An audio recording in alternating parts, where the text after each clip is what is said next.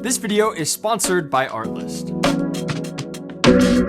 Composition is hands down one of the most important factors in photography, but it can also be a little bit abstract and difficult to understand. That was until you've watched this video, because today we're going to be talking about 5 of the most common composition mistakes that are absolutely killing your images and how to fix them as well. And if you guys want to learn more about composition, I do a deep dive into composition in my photography essentials class. I'll put a link down below. And in that class, we also talk about everything else that you need to know about taking beautiful images. So click the link down in the description, and I hope you guys enjoy that. Okay, but first off, we have to answer a very important question, and that is, why does good composition matter? And you might say to that, well, good composition just looks good. And you'd be right. It just looks good. It's easy on the eye, and you want to just sit there and look at that image. And because of this, it keeps your viewer looking longer at your photo. It keeps them engaged in the image, where their eye kind of naturally flows from one part of the image to the other part of the image without it being too abrupt or uncomfortable. And I like to think of this as energy, right? You want to keep the energy in that frame instead of allowing it to escape from that shot. And this will keep your viewer looking longer at that image. Now, remember this idea of energy as well, because I'm going to be talking about it more in this video. And the last reason, which is perhaps the most important thing, is because good composition enhances the story of your photo. We can use composition to enhance our subject or certain parts of our image to tell a much deeper story in that photo. And ultimately, that is the most important thing in photography. It's the story that your photo is telling. So with that said, here are 5 common mistakes that you might be making that might be detracting from these 3 things that make composition so incredibly important. Now, the first one is using leading lines incorrectly. Now, you've probably heard of this idea of leading lines before. Leading lines are lines that kind of guide us in and around the photo to keep that viewer engaged and keep the energy in the frame. But lines can absolutely crush your composition as well. And where we see this happening most is with horizontal lines that lead us out of the image instead of leading us in and through and around that image. Like in this shot, for example, it's a beautiful shot, but instead of having the road converge onto the line in the middle,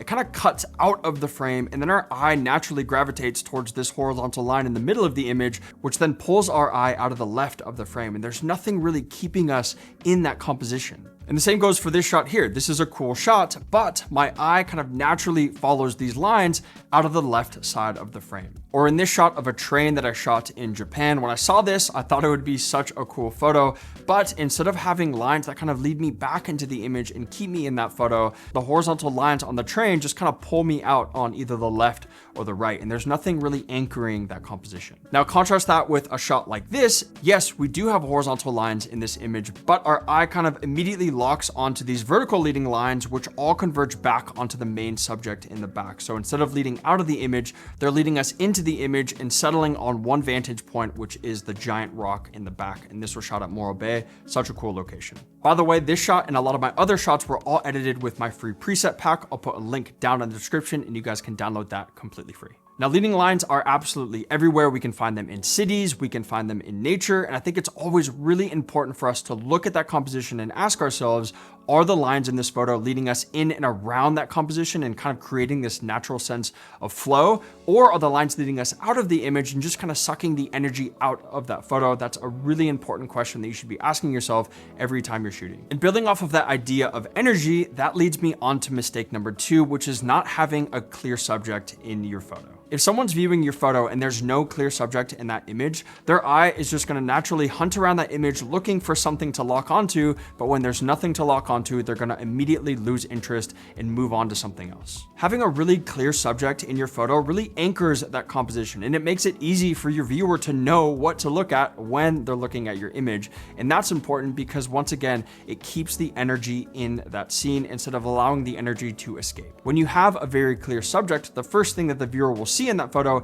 is that main subject. They'll start there, and then they'll kind of hunt around the frame a little bit and look at all the other parts of the image, and then once again settle back onto that main subject. And that's the flow that we want to capture with composition. Now, there's a few ways that we can make sure our subject is nice and clear in our scene. We can go for a more clean or minimal composition, which is something that I often pursue in my photography, but we can also use things like lines, frames, or depth to really keep the focus on that main subject in our photo. Like in this shot, for example, I used the the boat here in the foreground, not only to frame my subject, but to also help add a sense of depth to that scene to really keep the focus on that main subject. And the same goes for this photo as well. The tree just kind of naturally frames the subject. It also acts as leading lines that kind of converge onto this subject, and it's also adding a sense of depth to that image as well. And in this last shot, I went for a more minimal composition by using a lot of negative space to allow that subject to really stand out in this photo. Now, I think one of the biggest misconceptions with this tip is people think that I'm saying you can only have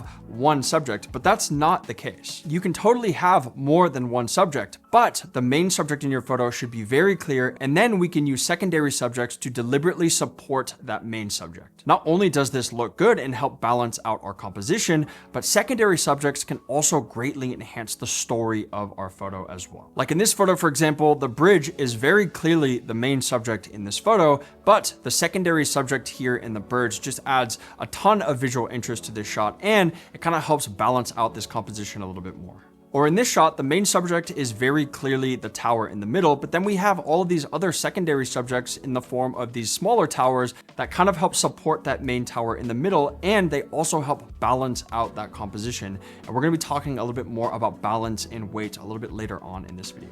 Now, where I see this mistake made most is often with landscape photography, because with landscape photography, you think to yourself, oh, I'm gonna go find a beautiful destination and I'm gonna shoot a photo because it's just a really beautiful place.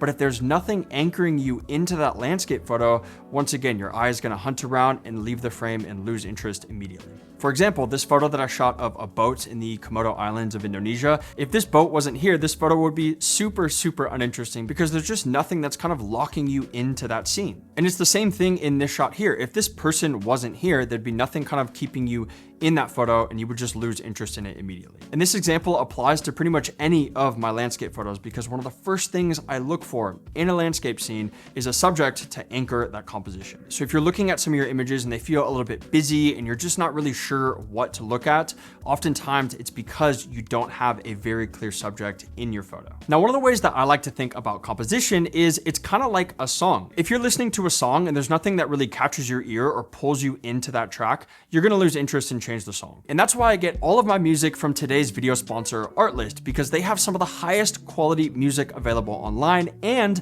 they just added a new song match feature, which allows you to upload one of your favorite songs, and then Artlist will scrub their entire music catalog and find songs that are just like it. Now, not only is all the music I use from Artlist, but pretty much everything else I use to make these videos is from Artlist as well. That includes all the titles, motion graphics templates, sound effects, stock footage, LUT, and everything else I use in these videos. Now, Artlist is also at the forefront of generative AI, which is moving very quickly, and it has a ton of use cases for us as creators. This includes things like creating a storyboard shot list for video projects, AI voiceovers for documentaries, and also one of their newest features, which allows you to take one of your still images and turn it into a video using the Kling 2.5 Turbo model, which looks insanely cool and is super fun to play around with some of your images. Now, I've been making videos for about 10 years now, which is absolutely crazy to think about, and I've tried a ton of the other competitors in this space, but trust me when I say that Artlist is hands down the best on the market. Artlist has everything that you need to make compelling videos, and if you guys click the first link in the description,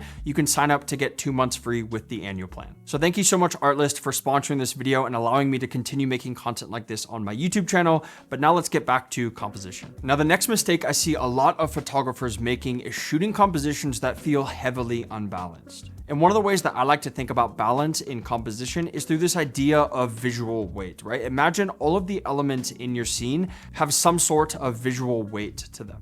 Larger and darker objects are going to appear heavier in your composition, and it's important for us to include other elements on the other side of the frame to kind of help balance out that shot. Like in this shot, for example, I really do like this photo, but this bottom area just feels so heavy because it's so dark, and a simple crop could really help balance things out and keep the focus in the frame. Now contrast that with a shot like this. Yes, that main subject, the bridge, is super heavy in this image, but we're using the shadow of the bridge to kind of help balance out that image and add a little visual weight to that bottom right part of the photo. And the same goes for this image that I shot in Morro Bay. The bottom of this photo feels very heavy because it's darker, it's denser, and then there's a lot of negative space in the sky, but we're really help balancing out this composition with all of the birds flying up in the sky. And they also almost act as a leading line that kind of leads you up to that top bird there in the top left-hand corner of the frame. So I think it's really important to think about this idea of visual weight and balance in a photograph. What are the things that are weighing down your composition? And is there anything else in that scene that you can include into your shot that's going to help balance out that composition a little bit more and make it easier for your viewer's eye to kind of naturally flow throughout that composition? Now, the next mistake on this list is focusing too much on the details and not seeing the bigger picture in your composition. If you're looking at the scene in front of you and you're focusing too much on all the little details, you're going to miss a lot of compositional elements in that scene. And one of the things that I like to do when I'm out shooting is purposefully unfocus my eyes so I can better see the light, the shapes, and the colors in that scene. This allows you to break that scene down into its most fundamental building blocks, and then you can compose based on that. And when you start doing this, I think you'll really start to notice that there are a lot of things in your scene that are impacting your composition that you might not have seen before because you were too focused on the details in that shot. So for example, when I started doing this, I started to notice that light in my scene was acting as a compositional element that I hadn't seen before. And so I started using harsh light as a really core component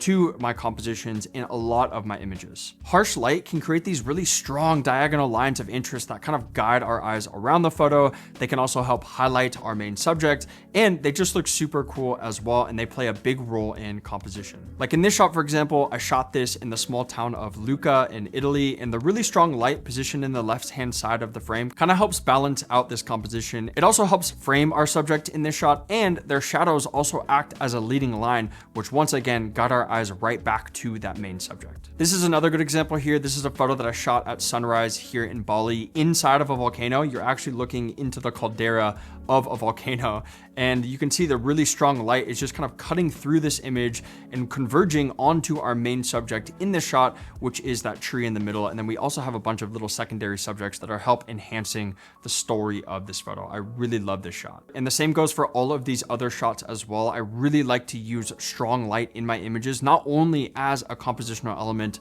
but also to highlight my subject and just add a ton of visual interest. Now, if you guys do want to learn more about lighting in photography, I did a super comprehensive tutorial on lighting, and you guys can click up there to watch that, and I hope you enjoy. So in short, don't focus too much on the details. Yes, the details are important, but so is the entire scene around your subject as well. So try unfocusing your eyes and really noticing all the shape, light, and color in that scene and how they impact the composition in your photo. Now, last but certainly not least is shooting too zoomed in or cropping too closely in your images. And I see this so much with beginner photographers who think that the most important thing in their photo is the main subject and nothing else in the scene really matters. But this could not be further from the truth for a few main reasons. The first of which is if you're cropping too closely or you're shooting too zoomed in, this can make your composition feel a little bit cramped, and it doesn't give your subject breathing room in that composition, which just makes the photo a little bit easier to look at. And also, if you're ignoring all of the things that are around your subject,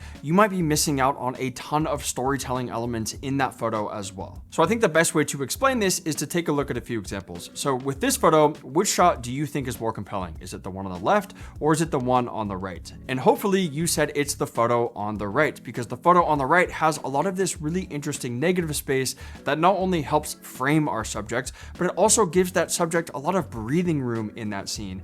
And on top of that, we can just see more of this beautiful beach in Indonesia, and I think it just leads to a much more compelling photo. The same goes for this shot here. This is a photo that I shot on the California coast. I was walking around and I saw this really cool Coke bottle with the rose coming out of it, and it was just such a vibe. But if I had only focused on the subject, I'd be missing out on so much visual interest in the scene that's around it. All these different lines and shapes and colors that really make this shot much more interesting. Now, I'm not saying that you can't shoot zoomed in or you can't shoot with a telephoto lens. Some of my favorite images were shot at 200 millimeters plus. You can still include elements around your main subject in that scene, even if you're shooting telephoto. I just think it's really important for us to think about all the different elements in our scene and how they can enhance the story of that main subject, and also giving some space for that main subject to breathe a little bit in your photo. And that's why I really do like to use a lot of negative space in my photos, is because it just makes the photo a little bit easier to look at. So those are some of the main mistakes that I see a lot of photographers making with their composition. And as you can see, we talked about a lot of different